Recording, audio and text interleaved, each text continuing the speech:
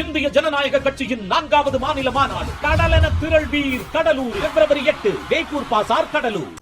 இந்திய விவசாயிகளின் நலன்களுக்கு எந்த பாதிப்பும் ஏற்படாத வகையிலேயே அமெரிக்காவுடன் வர்த்தக ஒப்பந்தம் செய்து கொள்ளப்பட்டிருப்பதாக மத்திய வர்த்தகத்துறை அமைச்சர் பியூஷ் கோயல் தெரிவித்துள்ளார். அமெரிக்காவுக்கும் இந்தியாவிற்கும் இடையே எட்டப்பட்டிருக்கும் வர்த்தக ஒப்பந்தம் குறித்து டெல்லியில் செய்தியாளர்களை சந்தித்து விளக்கம் அளித்த அவர், இந்த ஒப்பந்தம் மூலம் நமது வேளாண்மை துறை மற்றும் பால் உற்பத்தி துறை முழுமையாக பாதுகாக்கப்படும் என்று கூறினார். விவசாயிகள், கால்நடை வளர்ப்போர், பால் பண்ணை துறையினர் ஆகியோரின் நலன்களுக்கு இந்த ஒப்பந்தத்தால் எந்த பாதிப்பும் ஏற்படாது என்றும் உறுதியளித்தார்.